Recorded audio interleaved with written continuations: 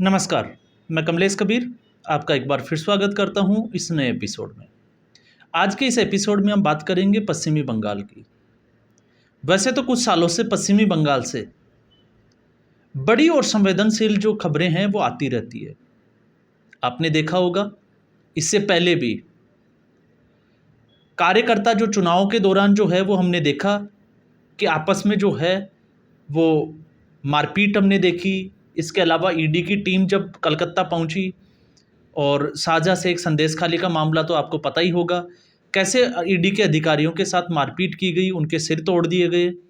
और ऐसे ही तमाम तरह के और भी कई घटनाक्रम जो है वो हमने पश्चिमी बंगाल से देखे। और बड़े आरोप जो है वो ममता बनर्जी की सरकार के ऊपर लगते आए हैं। जैसे जिस तरीके से मोदी सरकार के ऊपर तानाशाह के आरोप लगाए जाते हैं और वो भी इन्हीं पार्टियों के द्वारा, तो ये पार्टियां भूल जाती है कि उनके क्षेत्र और उनके प्रदेश में क्या चल रहा है। और हर बार आपने ये भी देखा कि ममता बनर्जी जिस तरीके से एग्रेसिव राजनीति करती थी, आक्रामक अंदाज के लिए जानी जाती है, तो वो कहीं ना कहीं जो है वो अपने आप को डिफेंड भी कर लेती थी। लेकिन इस बार थोड़ा मामला उलट निकला। मामला संवेदनशील था। एक महिला डॉक्टर के साथ में दरिंदगी का मामला था। और इस पूरे घटनाक्रम के बाद में आपने देखा जिस तरीके से ममता बनर्जी ने खुद पैदल मार्च निकाला, तो सबसे बड़ा सवाल ये खड़ा होता है कि आखिर ममता बनर्जी ने किस सरकार के खिलाफ जो है वो पैदल मार्च निकाला। ये एक जो है वो अपने आप बड़े सवाल खड़े करता है।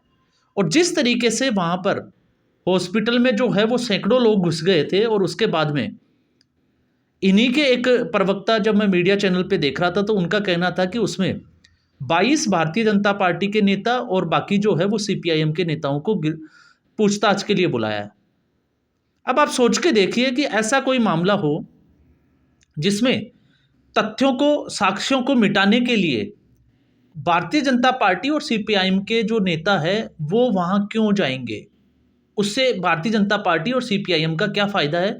ये जो है एक, जिसको कहें कि एक विचार करने वाला मुद्दा है।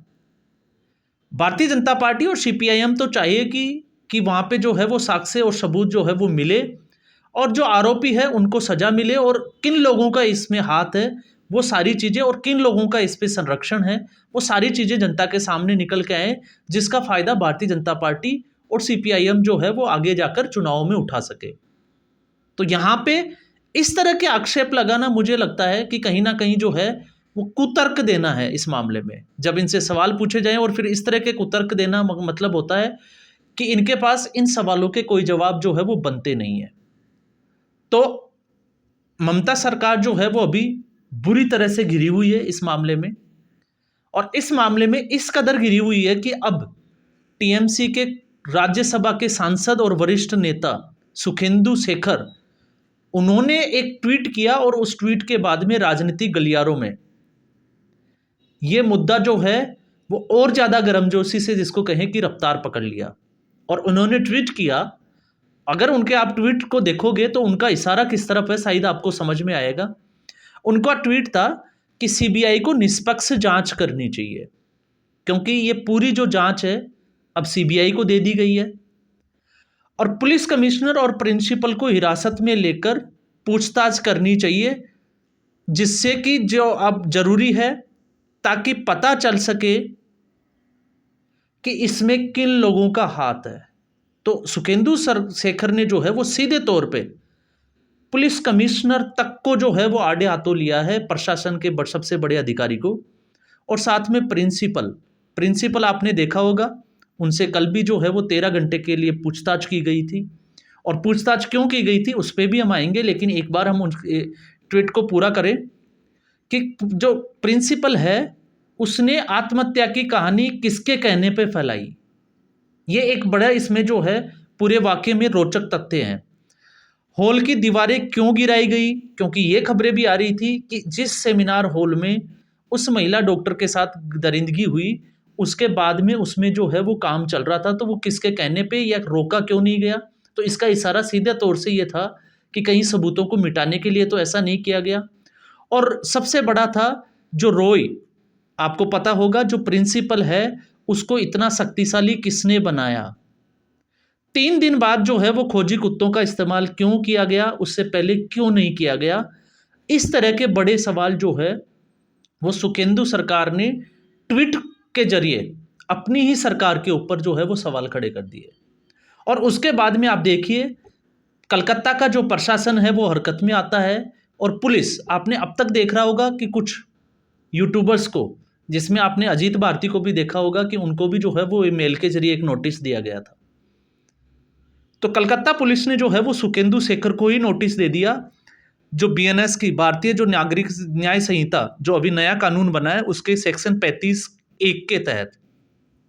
और उसमें पुलिस ने यह दावा किया है कि सुखेंदु शेखर ने जो है वो गलत जानकारी या गलत तथ्यों के बारे में जो है वो ट्वीट किया है, तो उनको जो है पूछताछ के लिए बुलाया जाता है पुलिस मुख्यालय। तो अब आप सोच के देखिए, अगर कोई पुलिस के खिलाफ या उसमें जो है वो पुलिस की भूमिका को जांच के घेरे में लेता है, तो उसको जो है वो कलकत्ता पुलिस के द्वारा नोटिस दिए जा रहे हैं। और ऐसा एक नहीं, बहुत से लोगों को जो है वो नोटिस दिए गए हैं। और इसमें आपको एक चीज़ और ऐड ऑन कर देता हूं मैं इसमें, इससे पहले जो रॉय जो प्रिंसिपल थे आरजी मेडिकल कॉलेज के, उसमें हालांकि आपको पता होगा अभी मानव तस्करी और बहुत तमाम तरह के जो है वो अब आरोप लगना शुरू हो गए कि प्रिंसिपल जो है, और इसमें सबसे पहले जो आरोप लगाए हैं वो लगाए हैं मुर्शिदाबाद, क्योंकि इससे पहले इस रॉय को जो है वो मुर्शिदाबाद भेज दिए गए थे और उसके उपाधीक्षक अख्तर अली ने एक बड़ा आरोप लगाया था कि ये भ्रष्टाचारी व्यक्ति है और ये स्टूडेंट्स को शराब तक पिलाता था और एडमिशन के बहाने जो है वो कमीशन खोरी से कमीशन भी लेता था।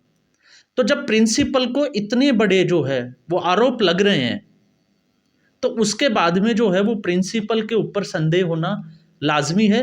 लेकिन सबसे बड़ी बात ये होती है कि कोई भी इस पद पर बैठा हुआ व्यक्ति बिना किसी, जिसको कहें कि राजनीतिक हाथ के, ऐसा करने की हिम्मत करता हो, शायद ही ऐसा कोई जो है वो सुनने में आया होगा।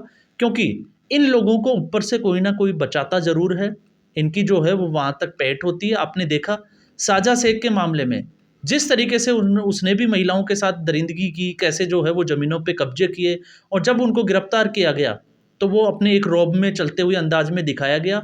हालांकि मामला जो है वो तूल पकड़ने के बाद में यही राजनीतिज्ञ जो है वो इस मामले से जो है वो पीछे हट जाते हैं। तो केस जो है वो पूरे ऑल ओवर इंडिया अगर हम देखें तो आपने देखा है जगह जगह जो है वो डॉक्टरों ने हड़तालें की है, जुलूस निकाले हैं, और अब जो है वो लग रहा है कि मामला जो है वो तूल पकड़ता जा रहा है। और इस मामले के बाद में ममता सरकार जो है वो और ज़्यादा गिरती हुई नजर आ रही है। और जब सुखेंदु शेखर, क्योंकि सुखेंद्र शेखर ने आगे भी जो है वो डॉक्टरों की जो हड़ताल हुई उसको भी समर्थन किया, और उन्होंने सीधे तौर से कहा कि उनकी भी जो है वो एक जवान पोती है, इसलिए ये मामला जो है वो बड़ा संवेदनशील है और इस पर निष्पक्ष जांच होनी चाहिए, और जो भी आरोपी है उनको कड़ी से कड़ी सजा मिलनी चाहिए। तो इससे साफ तौर से नजर आता है कि आने वाले दिनों में ना विपक्ष के लिए अच्छी खबर है ना ममता सरकार के लिए, क्योंकि आने वाले दिनों में विपक्ष भी कहीं ना कहीं जो है वो, अब तक आपने देखा होगा अगर यही घटना बीजेपी शासित प्रदेश में होती तो पूरा विपक्ष एक सुर में जो है वो राग अलापने लग जाता महिला सुरक्षा का। और सबसे बड़ी बात तो तब होती है जब प्रियंका वाड्रा लड़की हूं लड़ सकती हूं का नारा देती है, लेकिन और बीजेपी शासित प्रदेशों में कोई भी घटना घटती है तो वहां पे राहुल गांधी और प्रियंका वाड्रा जो है वो पहुंच जाती थी। लेकिन इस बार कलकत्ता में उस फैमिली से, जिस फैमिली को आपने ये देखा होगा कि इतनी दरिंदगी होने के बाद में खबर ये फैलाना कि उस डॉक्टर ने आत्महत्या की है, तो आप सोच के देखिए कि ये कितना नीचता भरा काम होगा, और ये किसने किया होगा। जिसने भी किया होगा ये गलत किया, जांच होनी चाहिए।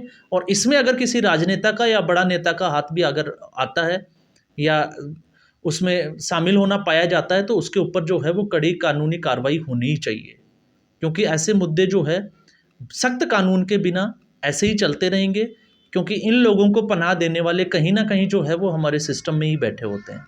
और ऐसा एक बार नहीं, अनेकों बार हमने देखा है जिस तरीके से इस तरह के बड़े मामले सामने आते हैं उसमें किसी बड़े रसूखदार का हाथ जरूर निकलता है।